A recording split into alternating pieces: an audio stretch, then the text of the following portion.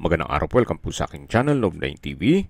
Patalasasan po, meron po ba kayong mga properties na napapabayaan or non-performing assets? Plan nyo ibenta, pero wala kayong oras sa pagbenta nito. Kung ito'y pagkakatiwala nyo po sa amin, tawag lang po kayo sa aking numero, usap po tayo, gawin ko po ng video for free. Yes, libre po, wala po kayong babayaran. Tutulungan pa namin kayong mabenta ang inyong property. Kami na po bala sa marketing, sa boosting or paid ads. Even sa tripping, hindi na po kayo mapapagod sa pag-entertain ng mga buyers. Kami na po bala sa lahat. Tawag lang po kayo.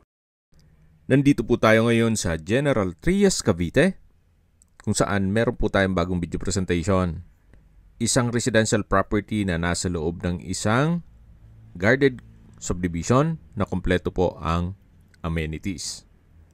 Gaya nitong clubhouse, then meron pong park and playground, basketball court, function hall, swimming pool,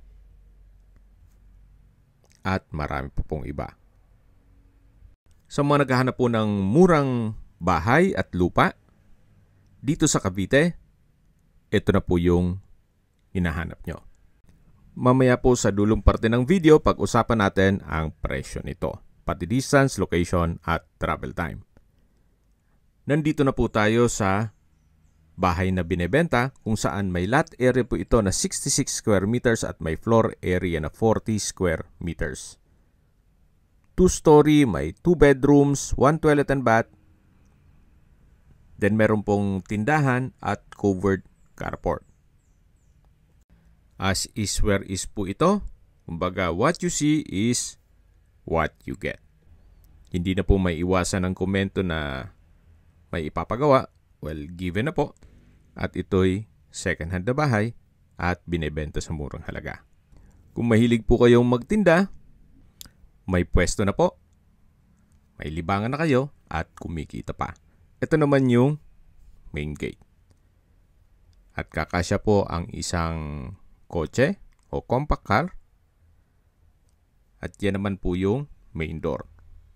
Pasok po tayo. Naka-solid wood. Then dito naman po yung living area, yung dining area, at yung kitchen. Sa dulo po yung banyo. Maganda rin po ito para sa mga nagsisimula pa lang or mga single professional na sakto lang ang budget para sa isang house and lot or sa mga bagong kasal.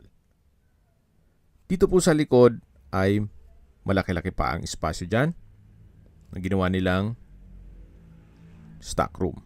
At dito naman po yung banyo. Yan po ulit yung kitchen, yung dining area, living area at sa dulo yung main door. At dito naman po yung hagdan, naka-concrete staircase. At dito po sa taas ay meron pong 2 kwarto. Hindi lang natin mapasok ito gawa ng may mga natutulog at may mga importanteng gamit din sila. Upon tripping po, ma-check natin yan. Sa distance, location at travel time portion na po tayo. Mula po sa Vista Mall General Trias, ang distance is 1.6 kilometers at ang travel time is 5 minutes.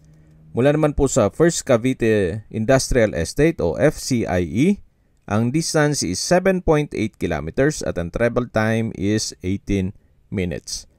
Mula naman po sa Lyceum of the Philippines, ang distance is 5.9 kilometers at ang travel time is 14 minutes. Mula naman po sa SM Dasma at Robinson's Mall at Asia Medic Hospital, ang distance is 9.8 kilometers at ang travel time is 27 minutes.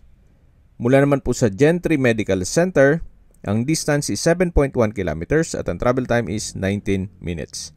Yan po yung lagi kong binabanggit sa inyo na dapat nyo i-consider sa paghanap ng property, yung meron pong malapit na hospital. Hindi ko naman po sinasabing sakitin kayo. Yan naman po for emergency purpose lang naman. At mula naman po sa Manila o sa airport, Ang distance is 34.8 kilometers at ang travel time is 1 hour and 3 minutes.